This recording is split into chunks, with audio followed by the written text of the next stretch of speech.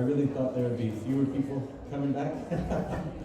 But I'm glad to see there are actually more people who came back. So maybe the people who caught Maghrib, they came to join us, inshallah. Jazakallah khair. Again, sorry for the delay. We have a Wi-Fi snafu in here, and we need to be able to pull up the Quran here for you to be able to see what we're doing. Really quick housekeeping. The WVMA membership, if you could go to WVMA's website, wvmuslim.org, and become a member. The reason for that is there are two things. One, we want you to join. Two, to be able to vote in the upcoming elections, you have to be a member before, I think, May 10th.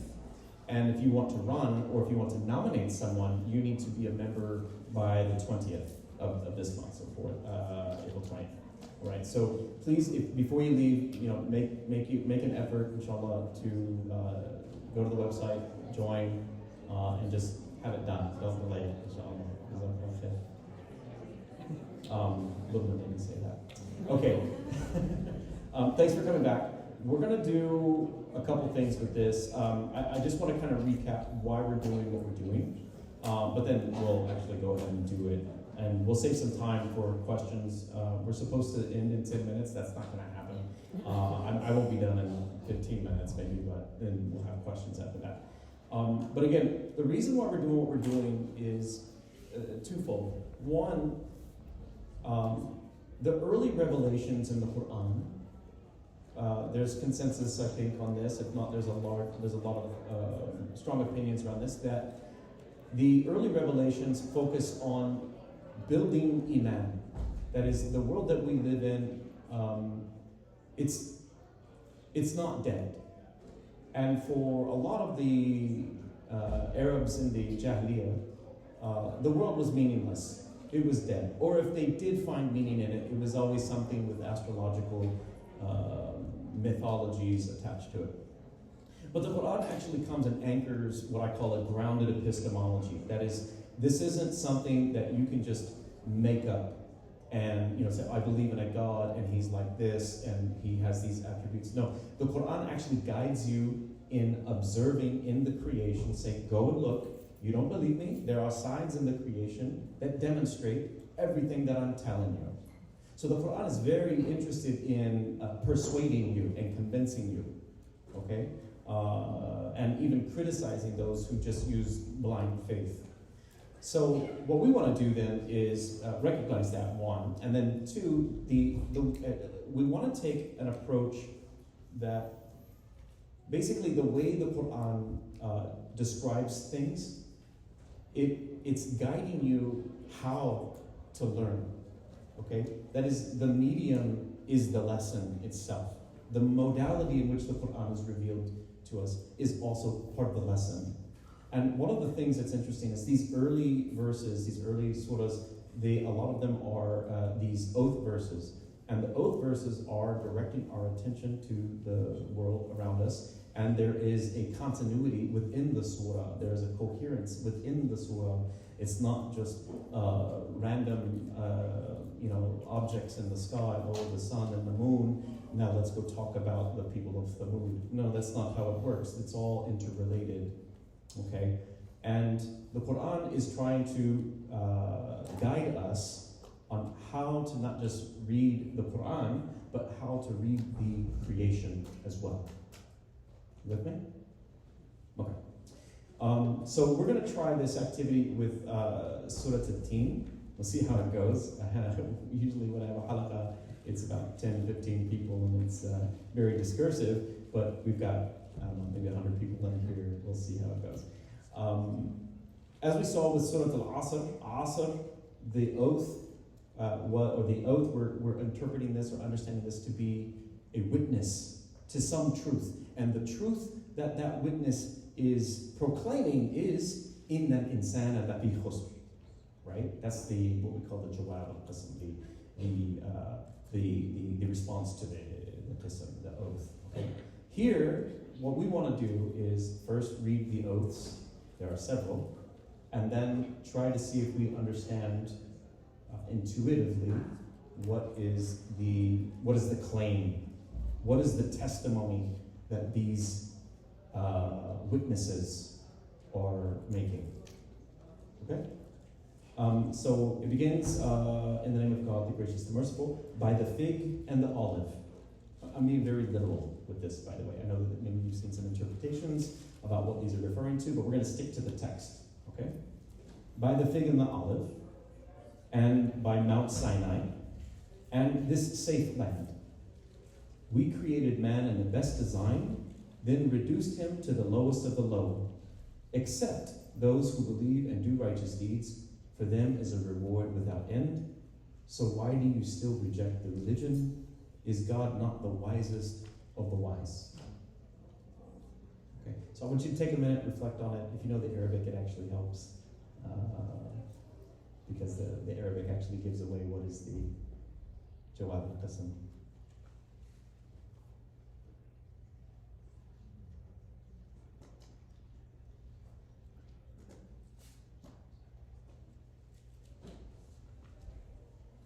Okay, so this is Watini was Zaytun, by the fig and by the olive.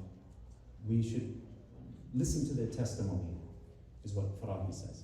We should listen to what they're saying, because in them, in their testimony, in their tasbih, their tongue of disposition, is testifying a truth that we as humans need to hear.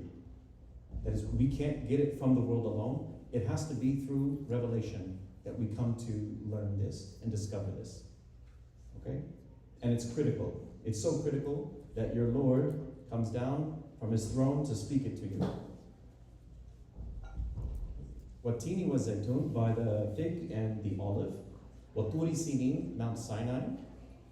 Wahada al-balad al-amin, the safe land. What is the safe land? Does anybody know what this is referring to? Hada al-balad al-amin. What could it be? Makkah Mukarramah. This is in the city of Mecca. We created man in the best time. لَقَدْ خَلَقَنَا الْإِنسَانَ فِي أَحْسَنِ تَقْوِيمٍ. So for those who know the Arabic here, لَقَدْ خَلَقَنَا الْإِنسَانَ. This laqad, that's a dead giveaway, if you know the Arabic. Quick plug, take my Arabic class.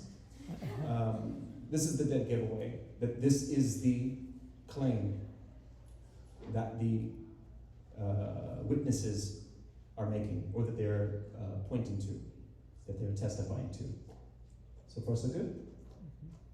So the claim, we created man in the best design, then reduced him to the lowest of the low, except those who believe and do righteous deeds. Okay, we can continue the rest of it later, but first I want to locate this correctly. What is it? We want to look at, you can look at tafsirs, but that's cheating. It's like looking in the back of the book and memorizing the answer. And not all mufassirin will explore it the same way. What is the nature of the teen and the zaytun such that it testifies that we created man in the best design and then reduced him to the lowest of the low? What is it about the nature of the fig and the olive? Olives get crushed to oils. Yeah. Is it its resilience? Resilience. That's an interesting word. Yeah. Aren't they fruits of Jannah? Hmm? Aren't they fruits of Jannah? Do we know that? From the text.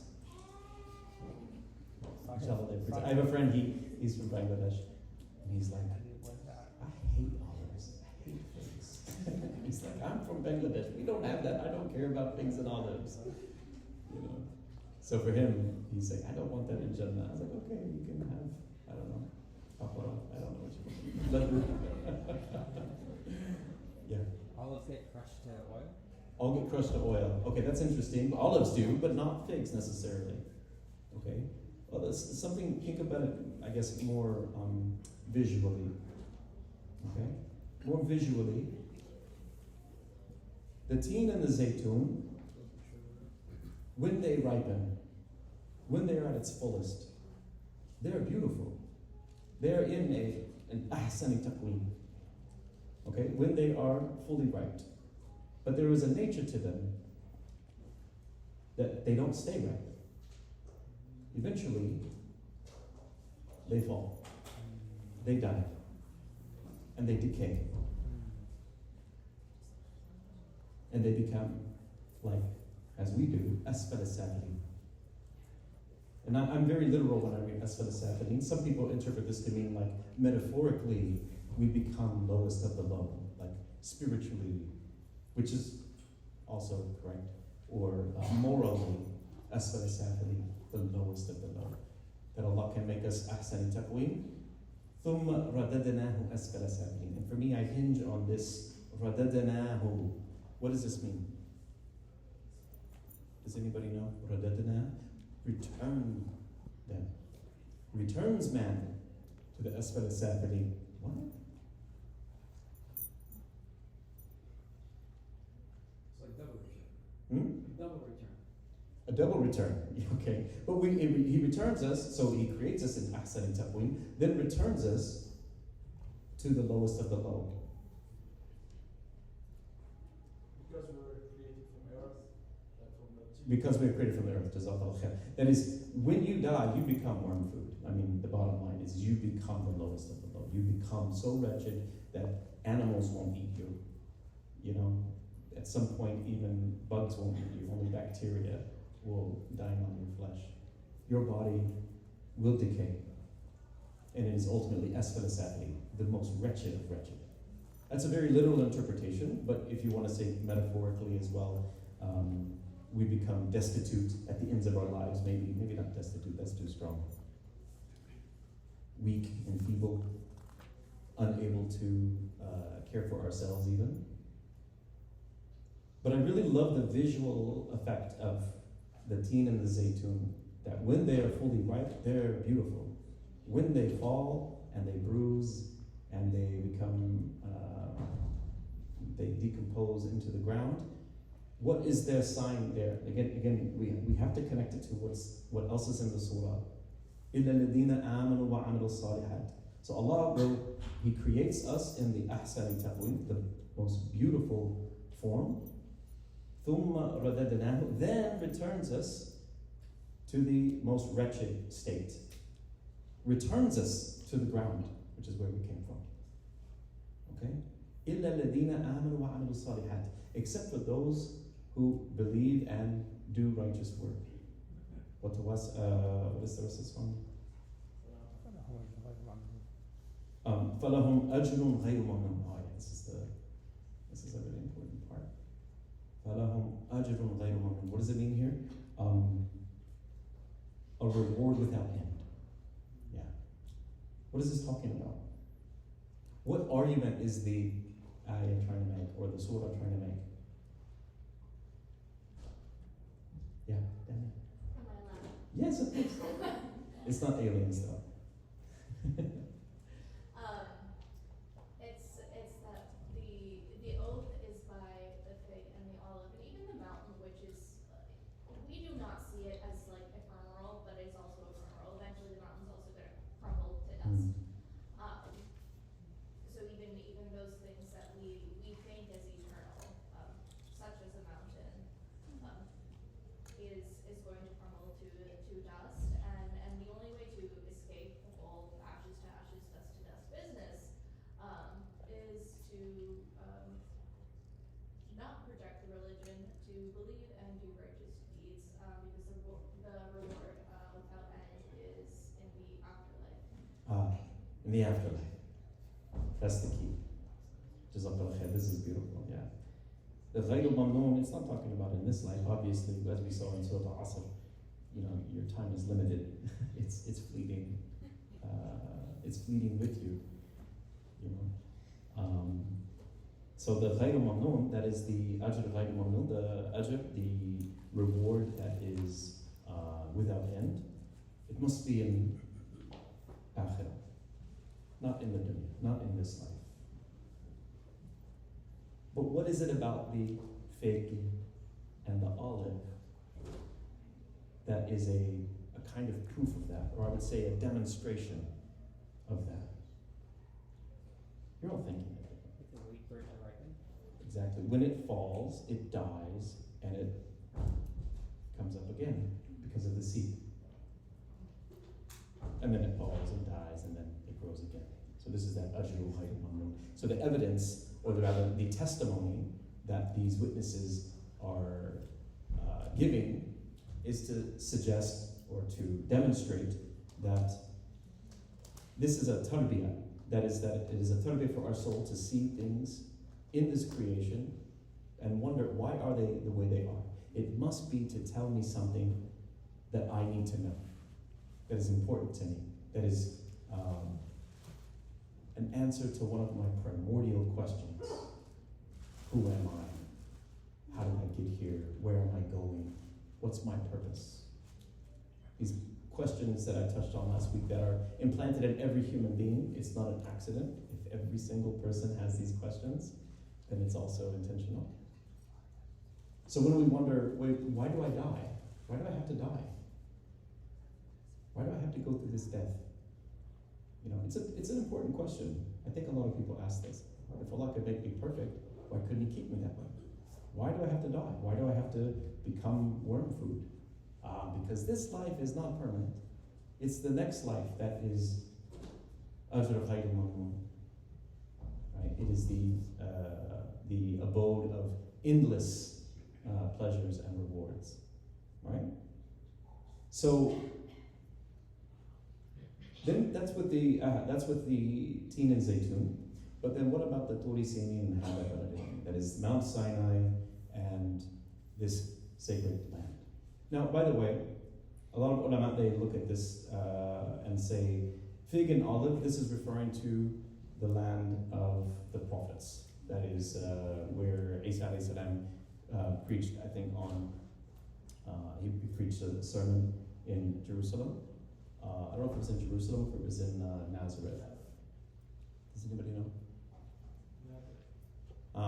Yeah, that's right. So a lot of ulama, they say, oh, this is a reference to that, which it still works, and I'll tell you why. The nature of these cities is that they were wastelands. There's a really interesting verse in the New Testament of the Bible where it demonstrates this. I think the story goes, I think it's in Matthew. Jesus is sitting under a tree or something, and one of his disciples goes to a man and says, hey, come and meet with the rabbi. And he said, the one from Nazareth? What good ever came out of Nazareth? Because Nazareth was like this backwoods, it was like the Bakersfield of the Middle East. Right? It's like nothing came out of Bakersfield, Oakland or Berkeley. Come on, Stockton. Anybody from Stockton? I'm not trying to test off. But anyway, the point is that it was known that these places, they were wastelands effectively until Allah planted a Masih there. It planted a prophet there, or sent revelation there. This is true for Turi Sinin, Mount Sinai. There was nothing there. And then suddenly, this eruption, the Torah. The same holds true for Hada al-Balad al-Amin. That is the city of Mecca. Ibrahim alayhi salam builds the Kaaba with his son, Ismail alayhi salam. And after them, this eruption of prophecy. Okay? And then, of course, the Prophet sallallahu alaihi wasallam and the revelation to him. So it's to say, as by following this methodology of looking at the oaths as to demonstrate some truth, that one, with the Teen and Zaytun, that they demonstrate the ability that Allah has, the power that Allah has to make something come alive again, to make it beautiful, reduce it to its most wretched state, and then make it come back to life. And then secondly, that this can be done in the most vacant or empty wasteland. right? If you don't believe that this earth comes back to life, these are evidences to it, that you will be brought back to life. Yeah.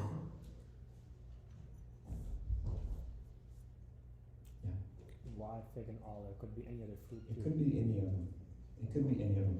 But that's exactly right. Most people, they get fixated, oh, this is the fig and the olive, they are sacred. Well, they are mentioned in the Quran, that's right, but everything is sacred. It's just the problem with that is to say, well, only these. If you say only these are worth reflecting on, well, that negates the entire point of what everything else the Quran is saying, that you should be reflecting on all of this creation. It's just Allah is showing us that by reflecting on these two specific fruits, tin and zaytun, it is a demonstration, a mathal, an example of the power, of the truth, rather. The truth claim that you will die and you will be resurrected. And whether or not you enjoy that eternal reward is going to be based on whether or not you amanu wa amalu salihat, and then that is do good, have faith and do righteous deeds.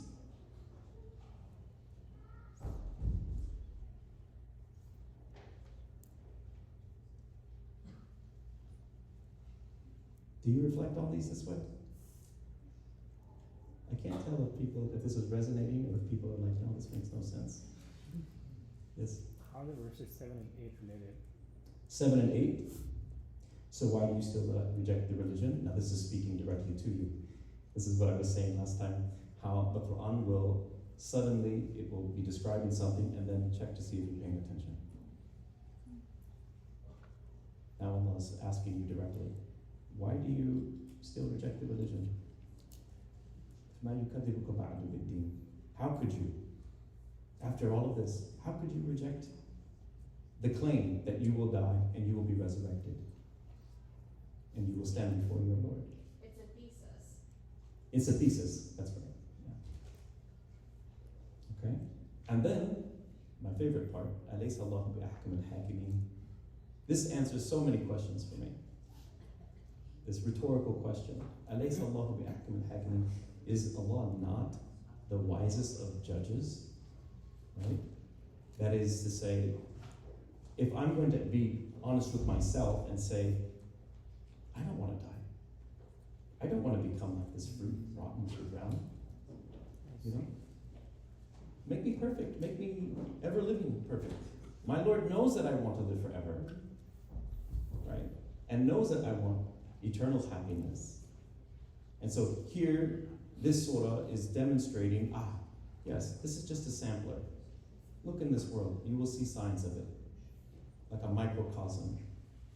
This is going to be your future, inshallah. That's how I understand this. That is, you must die. You must go through that experience. And then after, inshallah, if you believe and you have done your good deeds, then you will enjoy eternal paradise. Okay, we don't really have time to do another surah. I wanted to do a second one, but we went through 4 witnesses on this one, and all of the others that I was going to look at, they have at least 6 other witnesses. We don't have time to hear all their testimonies. But I hope that this was valuable. I hope that you'll be able to apply this on your own. We do have halaqas that cover this. If you like, I can come back and maybe do a few more, but I think that you're all equipped to do that now. Jazakallah khair. If you have any questions, do we have time for questions? Not really?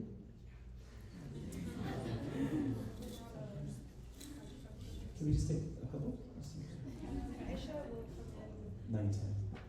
57, so we'll have time for one question, and then I'll have to quickly do some consultation. Great, you got time. Okay, one question? Well, we pray at 9:10. Okay, we'll just do 2 questions. She said we can have 4 questions.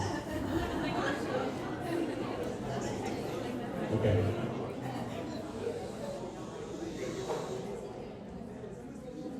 Any questions? Comments? Yeah. Like I understand the first one and the third one, but the second one, how can you see that Mount Sinai that was a wasteland and then became like high, or the other way around? Say it again. So like I understood for the first one, like you see like it's beautiful but dies, and the third one, like what can you explain? But how about Mount Sinai?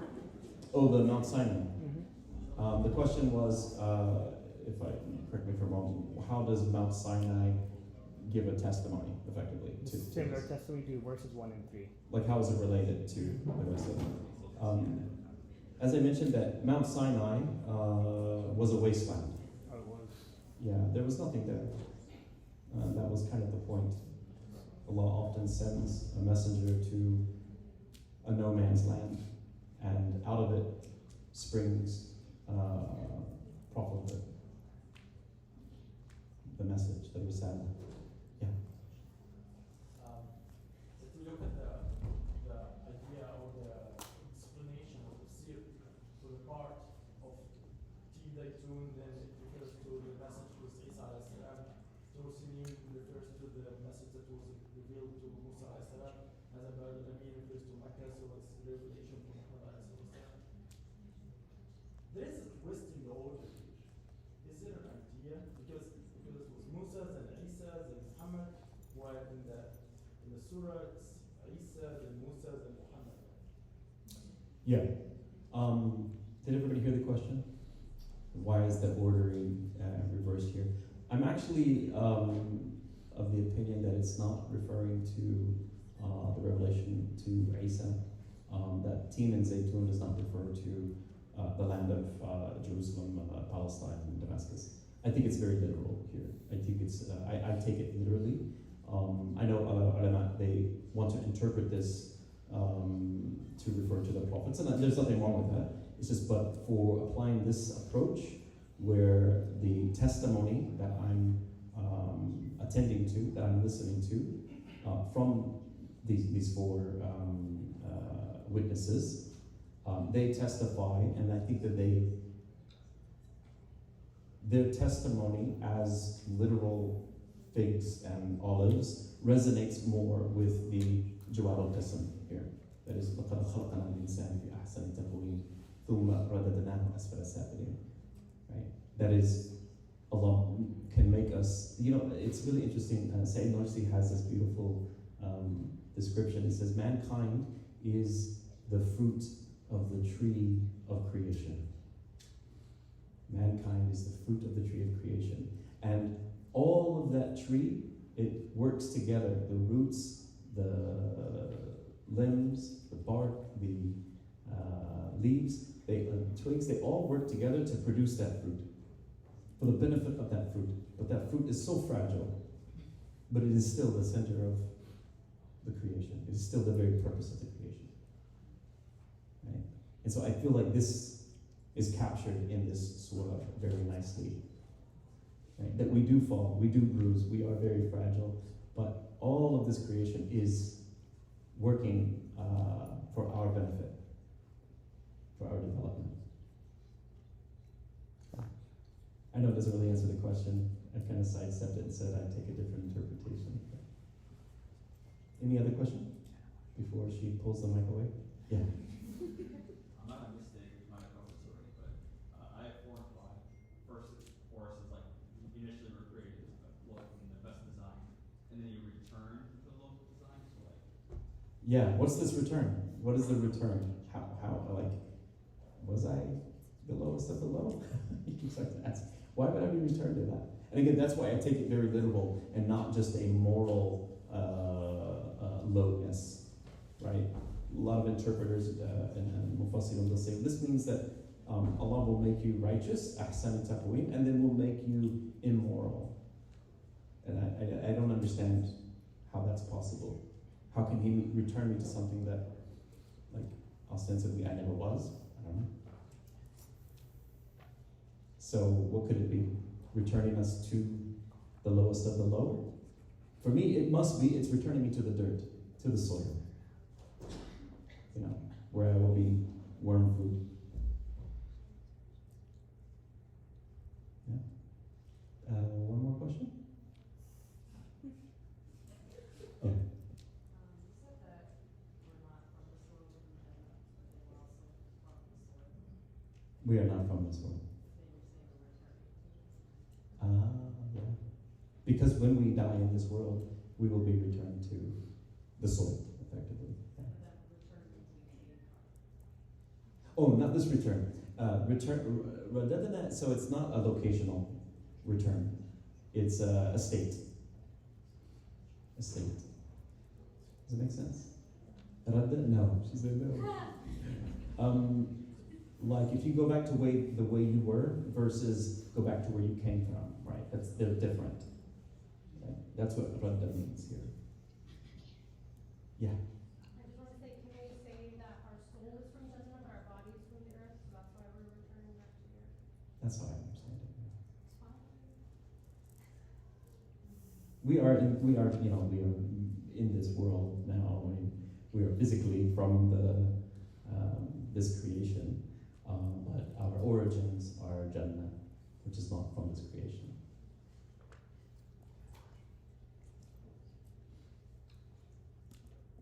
Okay, I think that's it. Jazakumullah khairan. I appreciate everybody coming out tonight. We may have another talk. I don't know if that's been organized yet. I have two more topics to go through at some point. One is on the ring theory, that is how the Quran is, how different ayat are related to other ayat in a surah. Maybe you've heard of this approach.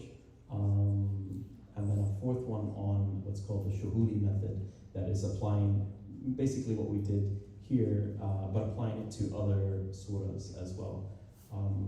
We can end with the dua, inshallah. أعوذ بالله من الشيطان الرجيم. بسم الله الرحمن الرحيم. سبحانك لا علم لنا إلا ما علمتنا إنك أنت العليم الحكيم. والحمد لله رب العالمين. وصلى الله على سيد المرسلين. والعصر إن الإنسان لفي خسر إلا الذين آمنوا وعملوا الصالحات وتواصوا بالحق وتواصوا بالصبر. أعوذ بالله من الشيطان الرجيم. بسم الله الرحمن الرحيم. الحمد لله رب العالمين الرحمن الرحيم مالك يوم الدين. إياك نعبد وإياك نستعين اهدنا الصراط المستقيم صراط الذين أنعمت عليهم غير المغضوب عليهم ولا الضالين آمين.